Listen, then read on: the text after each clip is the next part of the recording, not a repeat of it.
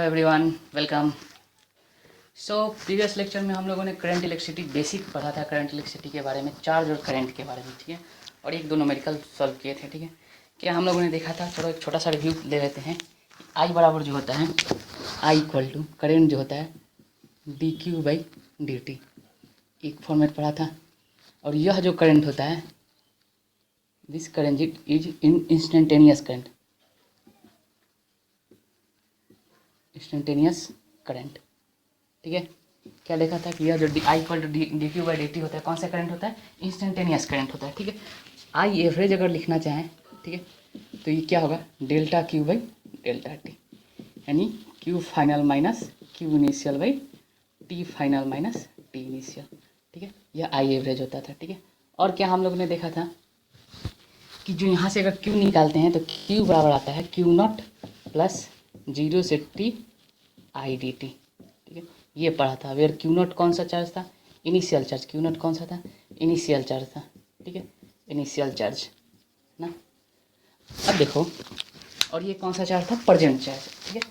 हम लोगों ने एक एग्जांपल भी दिया था कि अगर बैटरी को चार्ज करने जाते हैं तो चार्जर में लगाने से पहले कुछ बैटरी होता है, वो कुछ बैटरी चार्ज होता है, तो वह जो चार्ज होता है वह इनिशियल चार्ज होता है। और क्वेश्चन में उसके बारे में नहीं गिवन तो क्या लेंगे? इसको जीरो ले लेते थे, सिंपली इसको क्या लेते थे? जीरो ले लेते थे, और ये आगे प्रोसीड करते थे, ठीक है। और इससे रिलेटेड एक दो न्यूमेरिकल देखे थे, ठीक है। आज भी हम लोग एक दो न्यूमेरिकल देखते हैं और आगे बढ़ते हैं।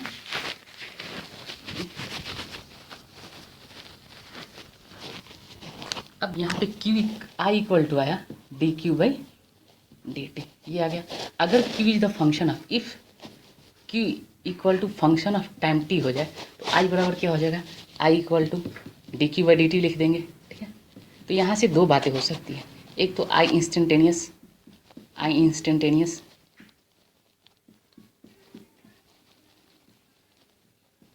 और एक होता है आई एवरेज हो जाएगा, ठीक है।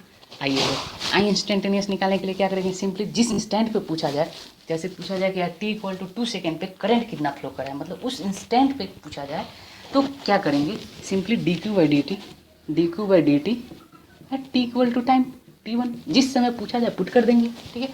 यहाँ पर आई एवरेज क्या होगा? Delta Q by delta T, मतलब कि अगर पूछा जाए कि टी इक्वल टू 1 सेकेंड से 2 सेकेंड के बीच में चार्ज कितना फ्लो किया, करंट कितना फ्लो किया, तो क्या करेंगे?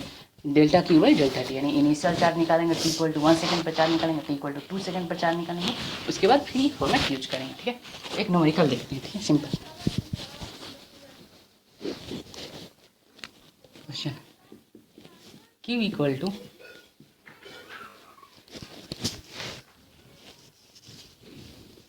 2t square plus 4t plus 5।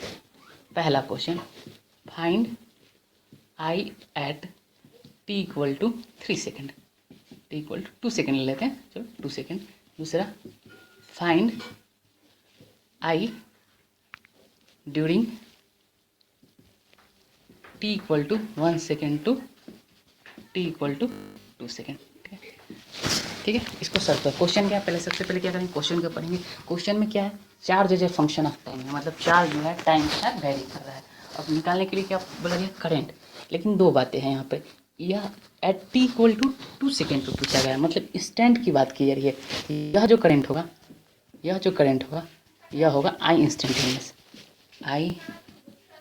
Instantaneous, और इसको निकालने के लिए क्या करते थे? D Q by D T, और टी इक्वल टू जो भी आता था पुट कर देते थे, t1 टाइम पुट कर देते थे। और ये देखो, ये फाइंड आई ड्यूरिंग पूछ रहा है टी इक्वल टू 1 सेकेंड से 2 सेकेंड के बीच। ये कौन सी करंट की बात कर रहा है? एवरेज करंट की बात कर रहा है, यानी यहाँ से आई एवरेज निकालते थे। यह जो करंट होगा आई एवरेज होगा। कौन सा करंट होगा? आई एवरेज होगा। और ये होगा कितना? Delta Q by delta T. चलो एक एक करके हम लोग सॉल्व करते हैं इसको। पहले तो करंट आई बराबर निकाल लेंगे। फर्स्ट हम लोग सॉल्व करें। आई बराबर, आई इक्वल टू क्या हो जाएगा? I equal to D Q by D T. Q का वैल्यू कितना है? 2t square plus 4t plus 5। इसको इंटीग्रेट करेंगे, डिफ्रेंशिएट करेंगे तो कितना आएगा? 40 प्लस 4। ये आई आ गया। ये कौन सा आई है? आई एट टी, किसी भी समय टाइम टी पे ये करंट हो गया। तो हम लोग को पूछ क्या रहा है? I at T equal to 2 second. तो जो आई इंस्टेंटेनियस होगा, आई उस इंस्टेंट पर करंट होगा, इसमें क्या करेंगे? पुट कर देंगे, 2 पुट कर देंगे टी के जगह, 12 एम्पियर। कितना आ गया? 12 एम्पियर। तो एक मेरा ये आंसर हो गया। ठीक है, जो करंट होगा इंस्टेंटेनियस करंट होगा कितना हो जाएगा? 12 एम्पियर होगा। सेकेंड क्या करता है? सेकेंड आई एवरेज निकालना है। तो आई एवरेज के लिए हमें क्या करेंगे, क्या निकालना है? डेल्टा क्यू, यानी Q final minus Q initial अपन T final minus T initial. ठीक है, क्यू फाइनल मतलब फाइनल स्टेट क्या है? फाइनल टाइम क्या कौन सा है? 2 सेकेंड। तो पहले q at T equal to 2 second calculate कर लेते हैं। तो क्यू का फॉर्मूला क्या है? 2t square plus 4t plus 5, ये फॉर्मेट दे रखा है। तो t 2 स्क्वायर प्लस 4 2 प्लस 5, ये कितना आ जाएगा? 8 प्लस 8 प्लस 5 21 कूलम। ठीक है, अब Q at T equal to 1 second निकाल लेते हैं। ये कितना आता है? 21 कूलम आ गया। ठीक है, ये कितना आता है 1 सेकेंड पे? Q कितना आ जाएगा? 2 1 का स्क्वायर प्लस 4 1 प्लस 5, ये कितना हो जाएगा? 2 प्लस 4 प्लस 5 11 कूलम। ठीक है, अब टाइम डेल्टा टी कितना हो जाएगा? तो आई एवरेज क्या हो जाएगा? डेल्टा क्यू यानी क्यू फाइनल। क्यू फाइनल कौन सा है? 2 वाला। Q final minus Q initial by 2। Q final minus नहीं 2 माइनस 1। ठीक है, या इसको अभी लिखो T2 minus 1, T2 minus T1। तो क्यू फाइनल कितना था? 21 कूलम माइनस 11 कूलम अपन T2 2 माइनस 1, तो कितना हो जाएगा? 11 एम्पियर। ठीक है, this is the our answer. मतलब कि अगर करंट इंस्टेंट पे पूछा जाए तो dq बाई dt यूज करेंगे, एवरेज पूछा जाए तो इस फॉर्मेट को यूज़ करेंगे। ठीक है, करंट निकालने के। ठीक, और क्या हम लोग चार्ज वाले इन्वर्टर देख चुके थे। ठीक है, कि अगर चार्ज है, चार्ज निकालना हो तो 2 तरह से निकाल सकते थे। ठीक है, एक तो इंटीग्रेट करके निकाल सकते थे और एक एरिया अंडर कर्व निकालते थे। ठीक है, अगर ग्राफ गिवन है तो क्या करते थे? एरिया अंडर कर्व निकालते हैं। ठीक है, अब चलो इस लेक्चर में हम लोग मेनली किस पे बात करने वाले हैं? करंट डेंसिटी, ड्रिफ्ट वेलोसिटी क्या होता है, करंट डेंसिटी क्या होता है। ठीक है, कैसे किसी भी कंडक्टर के थ्रू करंट कैसे क्रॉस करता है। ठीक है, ये सब हम लोग देखने वाले हैं। ठीक है, इस वीडियो में। ठीक है, देखो कुछ कर लो, एक कंडक्टर लेते हैं। क्या है? कंडक्टर है। ठीक है, ये क्या है? कंडक्टर है। ठीक, कंडक्टर होगा। ठीक है, तो इसमें फ्री इलेक्ट्रॉन होगा। अब इस कंडक्टर को क्या करते हैं? इलेक्ट्रिक फील्ड में, सॉरी, इस कंडक्टर को क्या करते हैं? कंडक्टर को इलेक्ट्रिक फील्ड में रख देते हैं। इलेक्ट्रिक फील्ड कहने का मतलब क्या? कुछ इसके क्रॉस पोटेंशियल अप्लाई कर देते हैं। ठीक है, मतलब क्या कि अगर हम लोग यहाँ पर एक इलेक्ट्रिक फील्ड अप्लाई कर दिए, जैसे ही इलेक्ट्रिक फील्ड अप्लाई करेंगे तो इस कंडक्टर के अंदर जो भी फ्री इलेक्ट्रॉन्स होगा यानी चार्ज होगा, ये क्या है? This is conductor, this is our conductor. इस कंडक्टर के अंदर जो भी फ्री इलेक्ट्रॉन्स होगा, चार्ज होगा, वो क्या करेगा? इस इलेक्ट्रिक फील्ड के इन्फ्लुएंस में आने से इस पर फोर्स लगने लगेगा। मतलब इलेक्ट्रॉन्स होगा, जो भी प्लस चार्ज होगा, प्लस पॉजिटिव वाला सब इधर मूव करने लगेगा इलेक्ट्रिक फील्ड के डायरेक्शन में। ठीक है, मतलब प्लस चार्ज यहाँ पर एक्यूमुलेट हो जाएगा, माइनस चार्ज वाला निगेटिव वाला इधर मूव करने लगेगा, यानी माइनस चार्ज यहाँ पर एक्यूमुलेट हो जाएगा। यानी कि एक कंडक्टर को इलेक्ट्रिक फील्ड में रखने से क्या होता है? इस पर चार्ज का एक्यूमुलेशन होने लगता है। यानी क्या होता है? चार्ज का accumulation, accumulation of charge, charge का एक्यूमुलेशन होने लगता है। ठीक है, यहाँ और यहाँ एक्यूमुलेशन होने लगता है। अब इस चूँकि यह चार्ज एक्यूमुलेट कर रहा है, तो मान लो अगर यहाँ पर पॉजिटिव चार्ज है और यहाँ पर नेगेटिव चार्ज है, तो ये क्या लगेगा? ये एक इलेक्ट्रिक फील्ड सेटअप कर देगा। ठीक है, यानी इसके अंदर भी एक इलेक्ट्रिक फील्ड सेटअप हो जाएगा, जिसको हम लोग बोलेंगे इंड्यूस्ड इलेक्ट्रिक फील्ड। ठीक है, इंड्यूस्ड इलेक्ट्रिक फील्ड। ठीक है, कौन सा इलेक्ट्रिक फील्ड बोलेंगे? Induced electric field. ठीक, अब देखो यह इंड्यूस्ड इलेक्ट्रिक फील्ड बढ़ते रहेगा धीरे धीरे। जैसे जैसे चार्ज बढ़ेगा, पहले एक चार्ज आया तो एक की वजह से 2 चार्ज आया, 2 की वजह से 3 चार्ज आया, 3 की वजह से, यानी इंड्यूस्ड फील्ड इलेक्ट्रिक फील्ड बढ़ते रहेगा। कब तक बढ़ेगा ये इंड्यूस्ड इलेक्ट्रिक फील्ड? जब तक कि ई एक्सटर्नल, इसको एक्सटर्नल लिख देते हैं, E external equal to E internal ना हो जाए, इंड्यूस ना हो जाए। ठीक है, अब जैसे ही इंड्यूस्ड आया मतलब दोनों बराबर हो गया, तो अगर हम लोग इस कंडक्टर के अंदर की बात करें, इस कंडक्टर के अंदर की बात करें, ठीक है, ठीक, इसके अंदर की बात करें तो ई नेट कितना हो जाएगा? 0 हो जाएगा। क्यों? क्योंकि एक्सटर्नल फील्ड इधर लगा हुआ है, एक्सटर्नल, और इंड्यूस्ड इसके वजह से, चार्ज की वजह से जो इंड्यूस्ड हो रहा है, ठीक, वो इधर हो रहा है।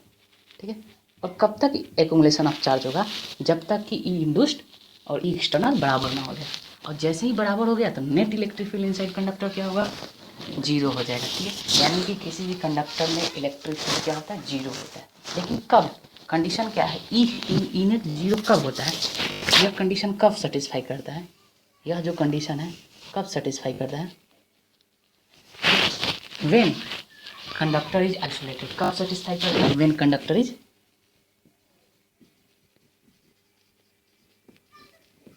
आइसोलेटेड।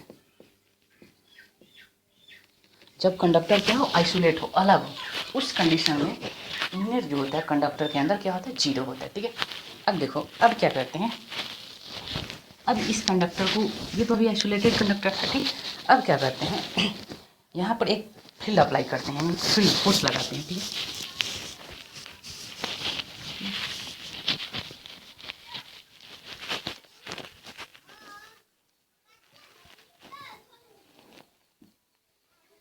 अब क्या करते हैं, एक बैटरी से इसको कनेक्ट कर देते हैं, इस कंडक्टर के क्रॉस एक पोटेंशियल अप्लाई कर देते हैं, ईएमएफ अप्लाई कर देते हैं। ठीक है, आगे इसके बारे में बताएंगे कि ये होता क्या है, पोटेंशियल भी बोलते हैं, ईएमएफ भी बोलते हैं। ठीक है, ये अप्लाई कर देते हैं। देखो, इसकी वजह से क्या होता है, पॉजिटिव चार्ज है। ठीक है, तो यहाँ भी इधर जीरो, यहाँ भी, तो यहाँ भी कितना डेवलप हो जाएगा पोटेंशियल, भी पोटेंशियल हो जाएगा, यहाँ कितना हो जाएगा, जीरो हो जाएगा। ठीक, और कुछ लेंथ भी होगा कंडक्टर का, है ना, कुछ लेंथ भी होगा कंडक्टर का। तो किसी कंडक्टर के क्रॉस अगर पोटेंशियल है तो ऑब्वियस है उसमें क्या होगा, इलेक्ट्रिक फील्ड सेटअप हो जाएगा। तो इलेक्ट्रिक फील्ड किधर सेटअप होता है, हायर से लोअर की तरफ, पॉजिटिव की तरफ। ठीक है, इलेक्ट्रिक फील्ड सेटअप हो जाएगा। ठीक है,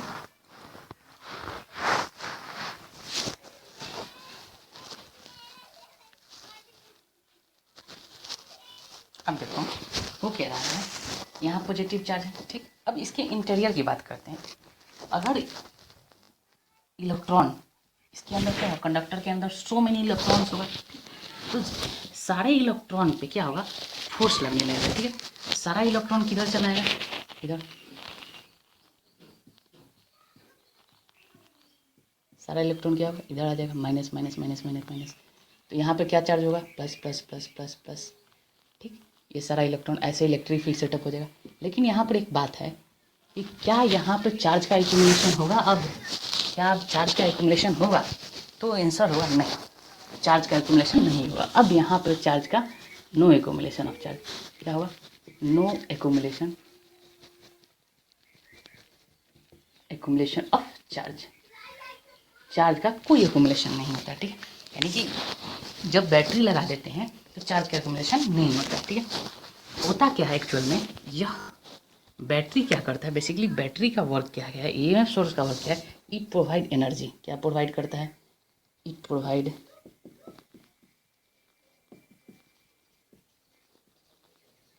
क्या करता है, इट प्रोवाइड एनर्जी, या एनर्जी प्रोवाइड करता है। ठीक है, अब देखो जो इलेक्ट्रॉन यहाँ पे होगा, ठीक है, तो वो दौड़ना शुरू करेगा, यहाँ पे आ जाएगा, और क्या हो जाएगा, सारा का सारा एनर्जी ख़त्म कर देगा, और फिर ये ऐसे मूव करने लगेगा। ठीक है, मतलब ये एक तरह से बोलो क्या करता है, जब इलेक्ट्रॉन के पास एनर्जी खत्म होता है तो बोलता है कि मेरे पास और एनर्जी है, तुम और लो, फिर ये यहाँ पे पहुँच जाता है, और इस तरह चार्ज इलेक्ट्रॉन मूव करते रहेगा। मतलब इस कंडीशन में एक्यूमुलेशन ऑफ चार्ज नहीं होता है। ठीक है, इस कंडीशन में एक्यूमुलेशन ऑफ चार्ज नहीं होता है।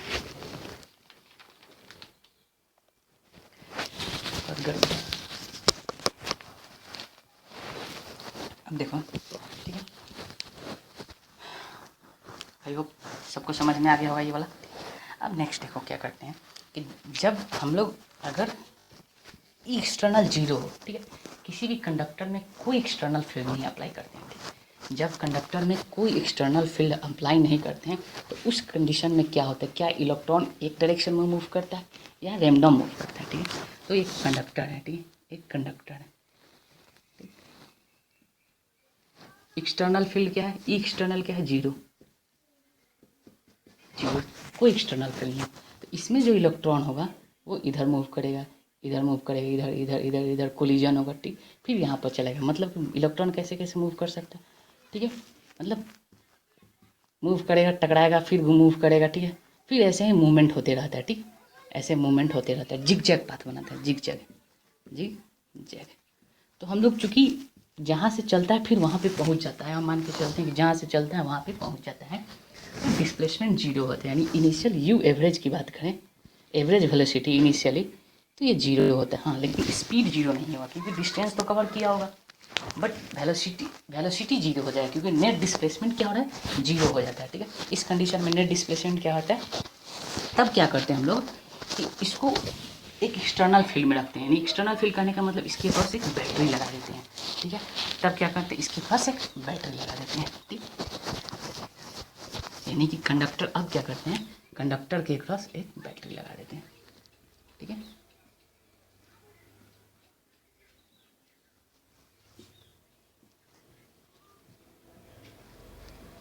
कंडक्टर के क्रॉस एक वी वोल्ट का बैटरी लगा देते हैं। ठीक है, जैसे ही बैटरी लगाते हैं तो इधर इस पर इस क्या होगा, इलेक्ट्रिक फील्ड सेटअप हो जाएगा। इलेक्ट्रिक फील्ड सेटअप हो जाएगा तो इलेक्ट्रॉन पे क्या होगा, फोर्स लगने लगेगा। इलेक्ट्रॉन मूव करना शुरू करेगा एक पर्टिकुलर डायरेक्शन में, एकदम आर्मी की सेना की तरह। ठीक है, सारा इलेक्ट्रॉन क्या होगा, एकदम एक डायरेक्शन में मूव करना शुरू करेगा।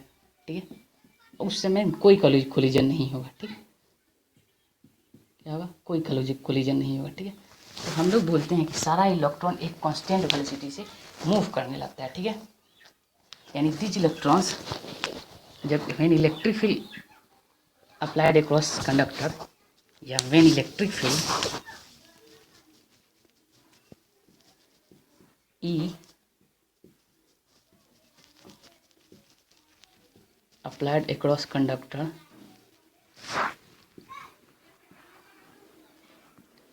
या potential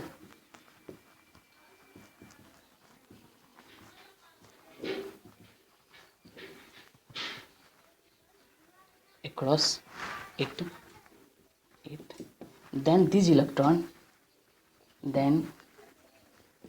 electrons move with a constant velocity, moves with a constant velocity। क्या बोले, कौन सा वेलोसिटी, कांस्टेंट वेलोसिटी। और this constant velocity is called drift velocity and this constant velocity is called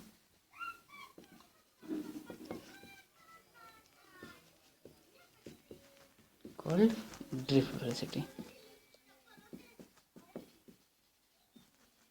कौन सा वेलोसिटी बोलते हैं, ड्रिफ्ट वेलोसिटी बोलते हैं। ठीक है, कि इलेक्ट्रॉन क्या करने लगा, ड्रिफ्ट करने लगा, मतलब सारे इलेक्ट्रॉन के पास एक कॉमन वेलोसिटी आ जाता है, वी ड्रिफ्ट वेलोसिटी। ठीक है, सारे के पास एक कॉमन वेलोसिटी आता है, वो सारा मूव करने लगता है। इससे क्या होता है, कोलिजन होने का कोई चांस नहीं रहता, मतलब इस कंडीशन में कोलिजन नहीं होता है। ठीक है,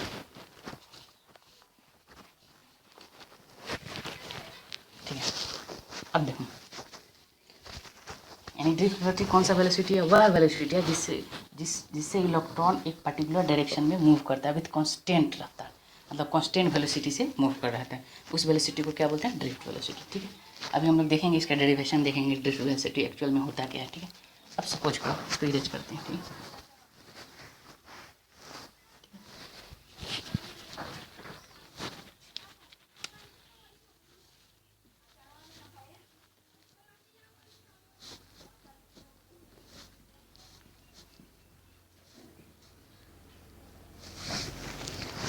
सपोज कर ले कंडक्टर है, इसके अगर पोटेंशियल अप्लाई कर दिए। ठीक, अब मान लेते हैं इसमें तो सो मैनी ढेर सारा इलेक्ट्रॉन्स होगा।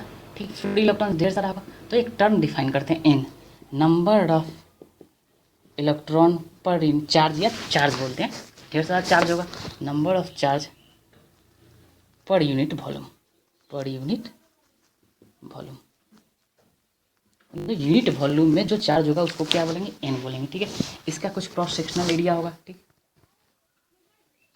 इसका कुछ क्रॉस सेक्शनल एरिया होगा। ए को हम लोग क्या बोलते हैं, क्रॉस सेक्शनल एरिया। ठीक, ए क्या होता है, क्रॉस सेक्शनल एरिया।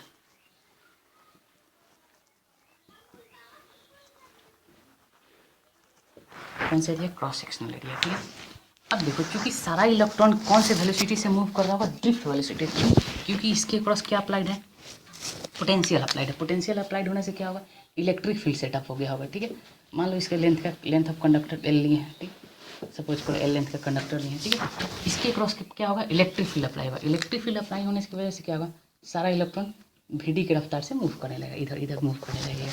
और हम लोग जानते हैं कि जब करंट इलेक्ट्रॉन मूव करता है टाइम के रिस्पेक्ट में तो क्या होता है, करंट होता है। यानी आई बराबर हम लोग क्या जानते हैं, डी क्यू अपन डी टी हम लोग को पता है, ठीक है। तो एक छोटा सा क्रॉस सेक्शन की बात करते हैं, छोटा सा एरिया क्रॉस सेक्शन की बात करते हैं, ठीक है। मान लो टी इक्वल टू 0 पे यहाँ से इलेक्ट्रॉन क्रॉस किया और डेल्टा टी में यहाँ पे चलाया, ठीक है। तो ये डिस्टेंस एक्स, ये डिस्टेंस कौन सा है, एक्स। तो एक्स कवर करने में कितना टाइम लगा, एक्स क्या होगा, कितना रफ्तार से आ रहा है, सारा इलेक्ट्रॉन कितना से आ रहा है, वी डी से आ रहा है, ठीक। तो एक्स बराबर क्या लिखेंगे, एक्स बराबर v d d t time में कवर कर रहा है, डिस्टेंस टेबल नेक्स्ट टाइम। तो इस पर्टिकुलर का वॉल्यूम कितना हो जाएगा, क्योंकि ये कैसा होगा कंडक्टर, कुछ इस तरह का कंडक्टर होगा, ठीक है। और ये डिस्टेंस लेंगे तो वॉल्यूम कितना हो जाएगा, area of base into height. यानी अगर इस डीवी की बात करते हैं, डीवी वॉल्यूम, तो क्या हो जाएगा, A V d d T, ये हो जाएगा वॉल्यूम, ठीक, वॉल्यूम, ठीक है। तो इसमें टोटल नंबर ऑफ चार्ज कितना होगा, इस पर्टिकुलर वॉल्यूम में, इस इनफाइनेंशियल स्मॉल वॉल्यूम में टोटल नंबर ऑफ चार्ज कितना होगा,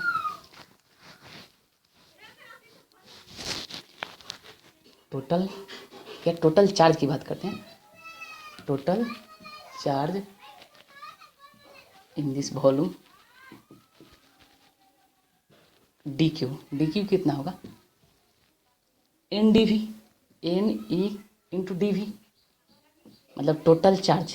एन क्या है, number of charge per unit volume, ये number of electron per unit volume. E क्या है, ई चार्ज, ई क्या है, ई का वैल्यू कितना होगा, 1.6 इंटू 10⁻⁻19 कूलम, मैग्नीट्यूड की बात करते हैं, ठीक है। कितना होगा, ये चार्ज होगा, ठीक है। तो टोटल चार्ज निकालिए, इसको और क्या लिखेंगे, n E A V d d t, ठीक है। ये डी क्यू बराबर हो गया, मतलब इस पर्टिकुलर वॉल्यूम में जो चार्ज होगा कुछ इतना होगा।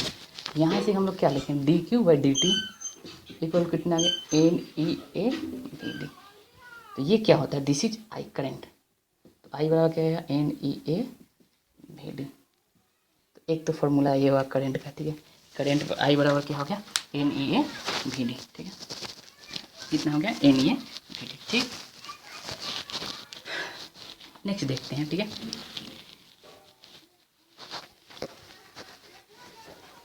अब देखो, अब थोड़ा सा इस पर एक बेसिक सा क्वेश्चन देखते हैं, ठीक है। कि यहाँ से क्या पता चला है, एन तो कांस्टेंट होगा, ई भी कांस्टेंट होगा, ठीक है।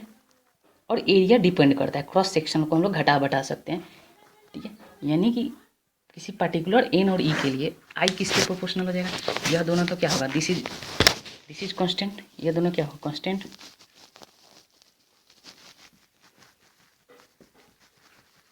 यानी यहाँ से क्या पता चला, आई जो होगा directly proportional to a we d, ठीक है। आई जो होगा directly proportional to a we d होगा, ठीक है। अब देखो एक क्वेश्चन लेते हैं, ठीक।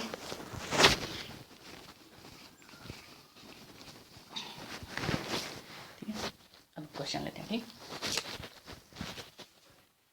बेसिक सा क्वेश्चन है,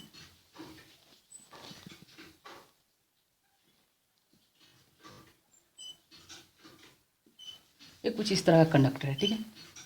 यहाँ पर वी डी 1 रफ्तार है, ड्रिफ्ट वेलोसिटी इलेक्ट्रॉन का, इस पॉइंट पे वी डी 2 है, और करंट कांस्टेंट करंट फ्लो कर रहा है। क्या करंट कैसा है, कांस्टेंट करंट फ्लो कर रहा है, ठीक है। तो बताना है कौन सा ड्रिफ्ट वेलोसिटी ज़्यादा होगा, वी डी 1 ज़्यादा होगा, वी डी 2 होगा। ऑप्शन है आपका v d 1 equal to v d 2, b v d 1 is greater than v d 2, c v d 2 is greater than v d 1। Video को पॉज कीजिए एक मिनट और इसको सॉल्व कीजिए, ठीक है। देखते हैं हम लोग इसका सोल्यूशन देखते हैं, ठीक।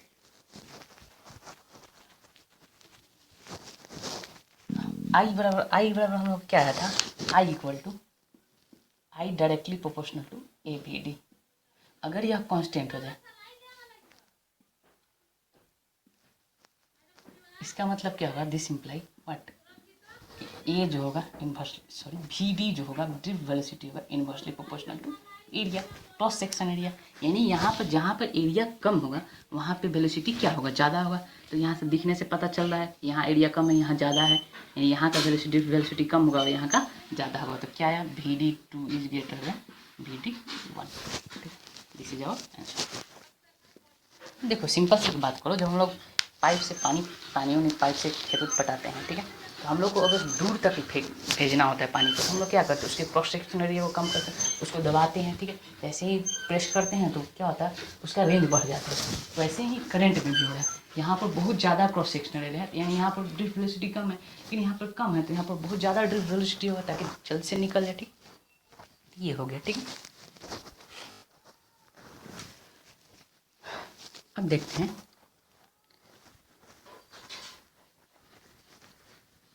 ये रहा करंट का ड्रिफ्ट वेलोसिटी, ठीक है।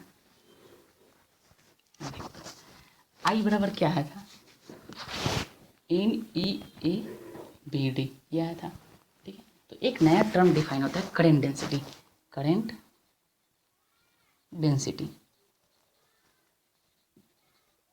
करंट डेंसिटी J से डिनोट करते हैं।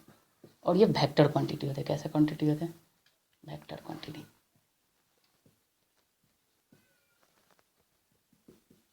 ठीक है। तो यहाँ से देखो अगर I/A करते हैं, I/A करते हैं तो ये कितना होगा, NEBD, ठीक है। ये J बराबर हो गया, ये वेक्टर क्वांटिटी हो गया। तो यहाँ से एक करंट डेंसिटी का फॉर्मूला आ गया, ठीक है, ठीक है। एरिया कैसा क्वांटिटी होता है, वेक्टर क्वांटिटी होता है, ठीक है। एरिया कैसा क्वांटिटी होता है, वेक्टर क्वांटिटी होता है, ठीक।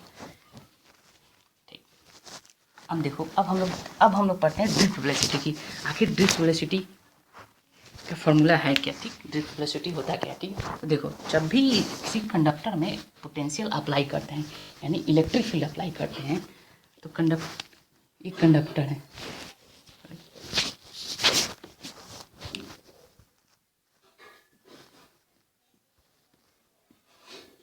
ये कंडक्टर है, ठीक। इसके ऊपर हम लोग पोटेंशियल अप्लाई कर दें, ठीक।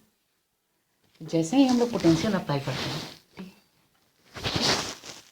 तो क्या होता है, सारा इलेक्ट्रॉन के बीच कोलिजन होने लगता है, ठीक है। मतलब पहले हम लोग जब अप्लाई नहीं किए थे तो जिगजैग मोशन होता था और नेट डिस्प्लेसमेंट 0 होता था, ठीक है। लेकिन जब इलेक्ट्रिक फील्ड अप्लाई कर देते हैं, ठीक है, इलेक्ट्रिक फील्ड अप्लाई कर देते हैं तो कुछ नेट डिस्प्लेसमेंट होता है, ठीक है। नहीं सपोज कर लो कि फर्स्ट कोलिजन यहाँ हुआ, सेकेंड कोलिजन यहाँ हुआ, फर्स्ट कोलिजन सेकेंड कोलिजन, ठीक। तो इन दोनों के बीच का जो गैप होता है, ठीक, उसको लेमडा से डिनोट करते हैं और इस लेमडा को बोलते हैं मीन फ्री पाथ। कौन सा बात बोलते हैं, मीन फ्री पाथ,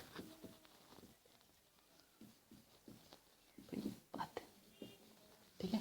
ये कौन सा पाथ होता है, distance between two successive collision होता क्या है, distance between two successive collision, distance between two successive collision.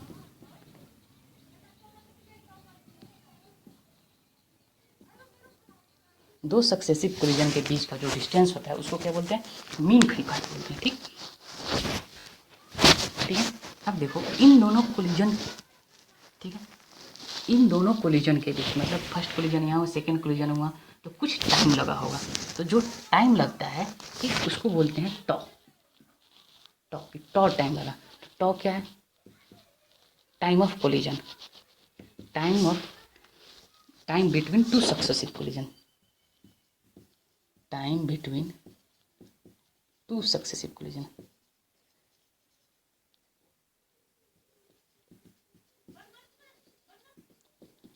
क्या बोलते हैं, time between two successive collision. एक और इसका नाम बोलते हैं रिलैक्सेशन टाइम। क्या बोलते हैं, रिलैक्सेशन टाइम, ठीक है। सिर्फ नाम है, नाम की टर्मोलॉजी याद रखना, रिलैक्सेशन टाइम। कौन सा टाइम बोलते हैं, रिलैक्सेशन टाइम, ठीक, ठीक है। अब देखो चूँकि इलेक्ट्रॉन यहाँ से यहाँ मूव किया होगा, ठीक है, मतलब इलेक्ट्रॉन यहाँ से यहाँ गया होगा, ठीक है, चार्ज यहाँ से यहाँ गया होगा, ठीक है। तो चार्ज गया होगा तो कितना वेलोसिटी से गया होगा, VD से गया होगा। तो अगर हम बोले lambda, what is lambda, lambda जो होगा तो क्या होगा, VD इंटू टॉ,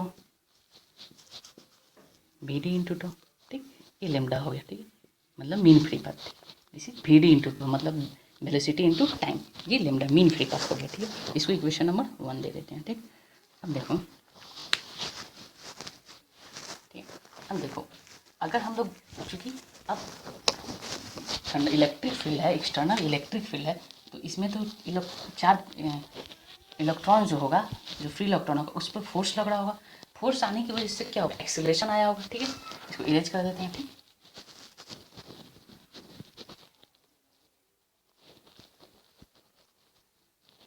यानी कि कोई इलेक्ट्रॉन्स है यहाँ पे, कोई चार्ज इलेक्ट्रॉन्स है। ठीक है, तो इस पर फोर्स लगा होगा, तो फोर्स, और फोर्स हुआ कितना होगा, चार्ज इंटू इलेक्ट्रिक फील्ड यानी ई। इस फोर्स की वजह से इस इलेक्ट्रॉन का मास भी होगा, इसकी वजह से एक एक्सेलरेशन डेवलप होगा, ई बाई एम, ये एक्सेलरेशन होगा। ठीक है, तो अगर हमें डिस्प्लेसमेंट निकालना चाहिए, या क्या है, डिस्प्लेसमेंट ही तो है, टू सक्सेसिव कोलिजन के बीच का डिस्प्लेसमेंट ही तो है। तो अगर हम लोग डिस्प्लेसमेंट निकालना चाहें एस बराबर, तो क्या कांस्टेंट एक्सेलरेशन कैसा है, ई सारा एक्सटर्नल इलेक्ट्रिक फील्ड भी कांस्टेंट होगा, ई भी कांस्टेंट होगा, एम भी कांस्टेंट होगा, तो मेरा डिस्प्लेसमेंट कौन सा फॉर्मेट लगेगा, कांस्टेंट एक्सेलरेटेड फॉर्मेट लगेगा। तो एस बराबर क्या होगा, U T plus 1/2 A T square. Initially you initial का कितना है, 0, तो ये तो 0 हो गया। डिस्प्लेसमेंट कितना है, लेमडा 1/2, ए कितना है, ई बाई एम, टी कितना है, टाउ स्क्वायर। ठीक है, इसको इक्वेशन नंबर 2 दे देते हैं। ठीक,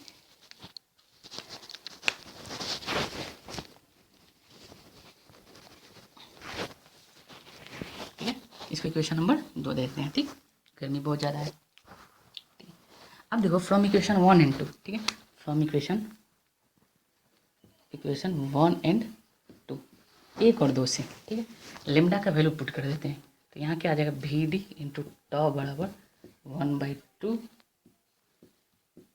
ई बाई एम टॉ स्क्वायर। एक टॉ से एक टॉ कैंसिल, तो वी डी कितना आ गया, 1/2 E by M tau. V D कितना आ गया, 1/2 E by tau. This is the formula for drift velocity. ठीक है, टॉ क्या है, रिलैक्सेशन टाइम, ई क्या है, एक्सटर्नल इलेक्ट्रिक फील्ड, ये ई क्या है, चार्ज है, एम क्या है, मास ऑफ इलेक्ट्रॉन। ठीक है, ये आ गया। ठीक है, यानी यहाँ पर देखो ड्रिफ्ट वेलोसिटी कोलिजन पे रिलैक्सेशन टाइम पे डिपेंड कर रहा है, यानी drift velocity directly proportional to tau है। ठीक है, और हम लोग जानते हैं कोलिजन डिपेंड करता है टेम्परेचर पे। तो आगे देखेंगे कि किस तरह टेम्परेचर पे कंडक्टर का बिहेवियर चेंज होता है। ठीक है, किस तरह कब ज़्यादा कंडक्ट करता है, कब कम कंडक्ट करता है, वो एक हम लोग प्रॉपर्टी पढ़ेंगे, रेसिस्टेंस। ठीक है, यहाँ से लेकिन एक बात पता चल गया कि ड्रिफ्ट वेलोसिटी है कोलिजन पे डिपेंड कर रहा है, डायरेक्टली प्रोपोर्शनल टू टॉ है। ठीक है, इलेक्ट्रिक फील्ड भी है, लेकिन इलेक्ट्रिक फील्ड कैसा रहेगा, कांस्टेंट रहेगा। तो ये सारा टर्म क्या हो जाएगा, कांस्टेंट हो जाएगा, ये सारा कांस्टेंट हो जाएगा। तो ड्रिफ्ट वेलोसिटी किस पे डिपेंड किया, रिलैक्सेशन टाइम पे। ठीक है, अब हमारे पास 2 इक्वेशन है। ठीक, आई होप ये हो गया होगा, इरेज कर देते हैं। ठीक है, देखो अब हम लोग जानते हैं कि आई बराबर जो होता है N E A V D, this is equation 1, और वी डी बराबर आ गया 1/2 E by M tau, this is equation number 2। ठीक है, अब देखो फ्रॉम इक्वेशन 1 एंड 2 से इस वी डी का वैल्यू इसमें पुट कर देते हैं। ठीक है, तो आई बराबर क्या हो जाएगा, फ्रॉम इक्वेशन 1 एंड 2, आई बराबर कितना हो जाएगा, N E A, we d की जगह क्या रख देंगे, 1/2 ई बाई एम टॉ। आई बराबर क्या हो जाएगा, N E square E by 2m tau, क्या हो जाएगा, N E square by 2 N E square A E by 2m into tau. अब देखो चूँकि कंडक्टर है, उसके क्रॉस पोटेंशियल अप्लाई कर रहे हैं, होता है कि अप्लाई क्या करते हैं, एक्चुअल में पोटेंशियल अप्लाई करते हैं। ठीक है, वी वोल्ट का पोटेंशियल अप्लाई करते हैं, और इस पोटेंशियल की वजह से इलेक्ट्रिक फील्ड सेटअप होता है। अगर यह एल लेंथ के कंडक्टर है तो ई बराबर कितना हो जाएगा, वी बाई एल। ठीक है, ई बराबर क्या होगा, वी बाई वोल्ट पर यूनिट लेंथ पर इलेक्ट्रिक। ठीक है, तो यहाँ से पुट कर देंगे, तो पुट करेंगे तो क्या आ जाएगा, आई बराबर NE²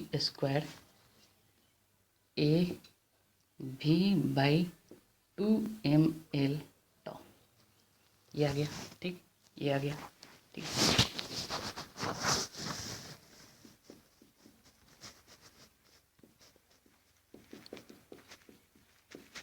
ठीक, ये आ गया। ठीक है, अब देखो अब क्या करते हैं, ये आ गया। ठीक,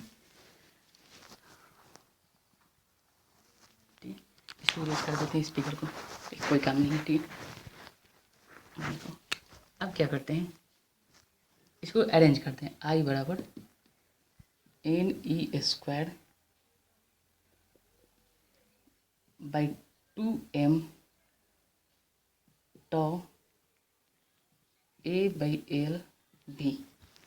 ठीक है, तो अब देखो अब क्या करते हैं, तो V/I इधर ले जाते हैं, बाकी सारा टर्म उधर ले जाते हैं, तो V/I इक्वल टू कितना हो जाएगा। अब देखो ध्यान से यहीं पे देखो, n कांस्टेंट है, E² कांस्टेंट है, रिलैक्सेशन किसी पर्टिकुलर टेम्परेचर के लिए टॉप कांस्टेंट होगा, क्रॉस सेक्शन एरिया कांस्टेंट होगा, 2 कांस्टेंट होगा, मास कांस्टेंट होगा, L कांस्टेंट होगा। यानी ये सारा का सारा क्या है, कांस्टेंट है। क्या है, कांस्टेंट। तो यहाँ से क्या पता चला, I जो होगा डायरेक्टली प्रोपोर्शनल टू V। यही आगे चल के हम लोग पढ़ेंगे ओम्स लॉ। कौन सा law, Ohm's law. Ohm's law, I directly proportional to V, कौन सा लॉ, ओम्स लॉ है। ठीक है, अब चलो, यानी कि V/I क्या हो जाएगा, यहाँ से V/I क्या हो जाएगा, कांस्टेंट हो जाएगा। V/I क्या हो जाएगा, कांस्टेंट हो जाएगा। ठीक, तो देखो तो V/I करते हैं यहाँ से, इस इक्वेशन से,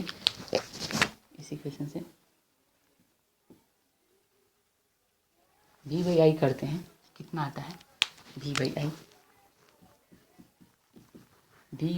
तो 2mL/NE²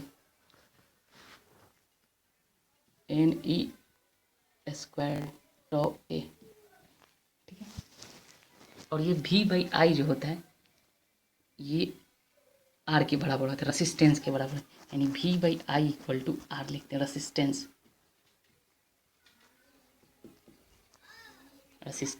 ठीक है, तो इन दोनों से क्या बोल सकते हैं, इन दोनों से कि R बराबर क्या होगा, इन दोनों से क्या लिखेंगे कि R बराबर क्या होगा, 2mL/2m, R बराबर 2m/NE² tau L/A। ठीक है, यानी कि देखो अगर 2 कांस्टेंट है, मास भी कांस्टेंट है, number of electron per unit volume ये भी कांस्टेंट होगा। ध्यान रखना इस सारे टर्मिनोलॉजी को, ई चार्ज भी कांस्टेंट होगा, किसी पर्टिकुलर टेम्परेचर के लिए टॉ भी कांस्टेंट होगा, तो वेरी क्या करा सकते हैं, लेंथ और कंडक्टर का एरिया भी करा सकते हैं। यानी कि ये सारा क्या है, कांस्टेंट है। ये क्या है, कांस्टेंट। ठीक है, और इस कांस्टेंट को बोलते हैं रॉ रेसिस्टिविटी। क्या बोलते हैं, रेसिस्टिविटी। और this is the pure property of material. हम मटेरियल बदलेंगे, कंडक्टर बदलेंगे, तो रेसिस्टिविटी भी क्या होता है, बदलते जाते हैं। ठीक है, आई होप इधर का हो गया होगा। ठीक,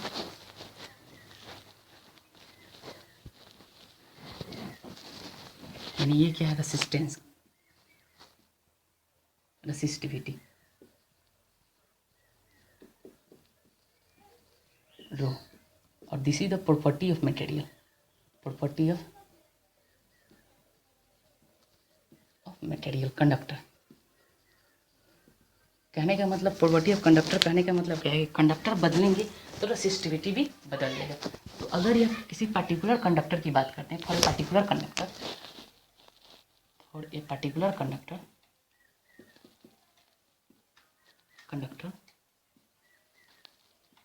जो किसी पर्टिकुलर एक कंडक्टर को ले लिए। ठीक है, सपोज कर लो कि हम लोग इस पेन को ले लिए। ठीक है, एक सपोज कर लेते हैं ये एक कंडक्टर है। ठीक, और इस पर्टिकुलर कंडक्टर की बात करते हैं, तो इसका तो रेसिस्टिविटी फिक्स कर दिए, ये तो चेंज नहीं करेगा। ठीक, तो हमेशा एक मटेरियल के लिए एक कांस्टेंट रहेगा, यानी ये पूरा टर्म क्या हो जाएगा, कांस्टेंट हो जाएगा। तो यहाँ से क्या पता चला कि जो रेसिस्टेंस होता है directly proportional to L/A, length of conductor, और inversely proportional to cross sectional area of the conductor होता है। ठीक है, ठीक, देखो ठीक है, तो इस तरह हम लोग रिलेशन देखे करंट का, करंट डिवेलोसिटी का, रेसिस्टेंस का, ठीक है, और यहाँ से ही ओम्स लॉ आता है, ठीक है। तो देखो अब तो हम लोग अब तक क्या देखें,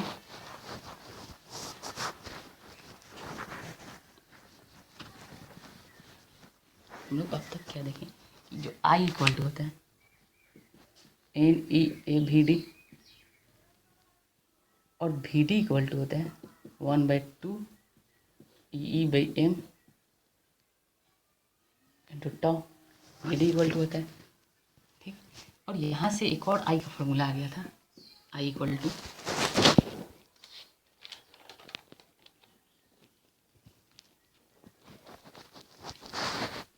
NE² A V by 2ml tau, एक ये भी फार्मूला आ गया था, ठीक ठीक।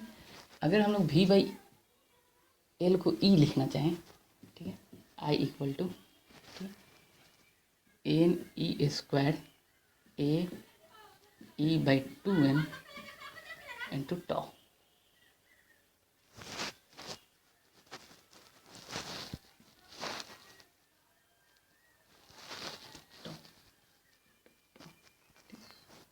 ठीक। और देखो तो यहाँ से I बाई ए कितना हो जाएगा, I by a, this is we know current density, this is current density, तो यहाँ से ये कितना आ गया NE² tau tau by 2m, ठीक है। और ये देखो ये पूरा कांस्टेंट है, ठीक है, यह पूरा कांस्टेंट है, और इस कांस्टेंट को बोलते हैं सिग्मा कंडक्टिविटी।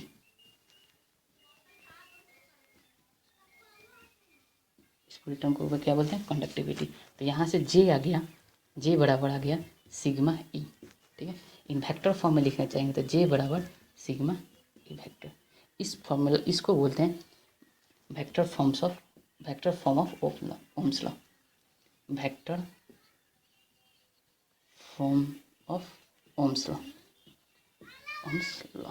ठीक है, vector form of Ohm's law. अब चूंकि क्या है, करंट डेंसिटी कैसा क्वांटिटी है, एक वेक्टर क्वांटिटी है, ठीक है, मतलब इसमें क्या होगा, डायरेक्शन होगा, एक पर्टिकुलर डायरेक्शन होगा, ठीक है। अब देखो कैलकुलेट करते हैं, ठीक है, और इसके बारे में जानते हैं, करंट डेंसिटी के बारे में, जे के बारे में, ठीक। सपोज कर लो अगर करंट ऐसे फ्लोस कर रहा है, इस ये पर्टिकुलर एरिया से इस डायरेक्शन में करंट फ्लो कर रहा है, ठीक है, ठीक। इस समय अगर हम लोग जे लिखना चाहें और इसका एरिया वेक्टर ऐसे है, ठीक है, इससे कुछ एंगल बनाना है थीटा, ठीक, तो जो जे बराबर होगा, जे बराबर आई बाई ए, क्या ये लिखना ठीक है, आई बाई ए लिखेंगे, नहीं ये नहीं है, ठीक है, दिस इज रॉन्ग, ठीक है। यहाँ पर जो एरिया लेते हैं जे वेक्टर में, करंट डेंसिटी में जो एरिया लेते हैं वो हमेशा component of area along the direction of current लेते हैं। कौन सा एरिया लेते हैं, component of area along the direction of current, component of area vector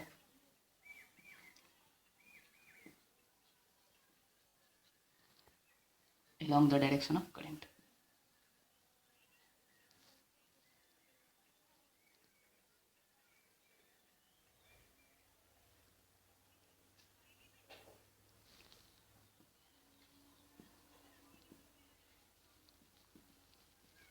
direction of current, ठीक है, मतलब कि जो जिधर करंट जा रहा है एरिया वेक्टर का कंपोनेंट उधर होना चाहिए, यानी कि इसका ये वाला कंपोनेंट लेते इस डायरेक्शन में, तो ये कौन सा कंपोनेंट जाएगा, एक कॉस थीटा, ठीक। तो यहाँ से जो जे आएगा आई बाई एक कॉस थीटा, या इसको एक और बोलने का एक और तरीका हो सकता है कि जो करंट होगा, करंट कैसे जा रहा है, बीम के फॉर्म में जा रहा है, ठीक है, ऐसे करंट जा रहा है, ठीक, ऐसे करंट जा रहा है, ठीक है।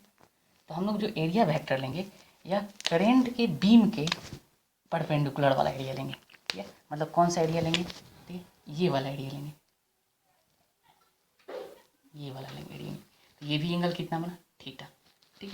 ये बोलो या कौन सा एरिया चूज करना है, बीम के जो परपेंडिकुलर हो, करेंट बीम के जो परपेंडिकुलर एरिया हो वो वाला, ऐसे एरिया था, इसके ये कंपोनेंट लेंगे, यानी ऐसे था अभी ऐसे था, इस पूरे एरिया को ऐसे घुमा दिए, तो ये कंपोनेंट एरिया वेक्टर का ये वाला कंपोनेंट लेंगे, या ये वाला क्रॉस सेक्शन एरिया लेंगे, ये क्रॉस सेक्शन एरिया कितना होगा, एक कॉस थीटा होगा, ठीक है, कितना ये वाला क्रॉस सेक्शन हो गया ए कॉस थीटा। ठीक, मतलब इधर से ऐसे धीरे धीरे इसके परपेंडिकुलर लाइन ए कॉस थीटा हुआ। यह था एरिया वेक्टर, एरिया वेक्टर भी इधर घूम जाएगा, यानी ये कॉस थीटा हुआ। तो दोनों तरीक़ा से ले सकते हैं, यानी जो एरिया लेना है वह कौन सा होना चाहिए, बीम के परपेंडिकुलर वाला एरिया होना चाहिए था।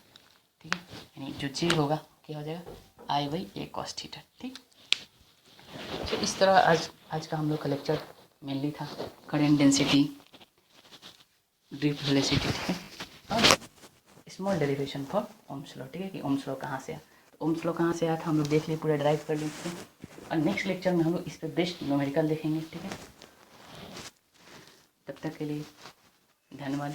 इस चैनल को सब्सक्राइब कीजिए, लाइक कीजिए, शेयर कीजिए। ठीक है, धन्यवाद।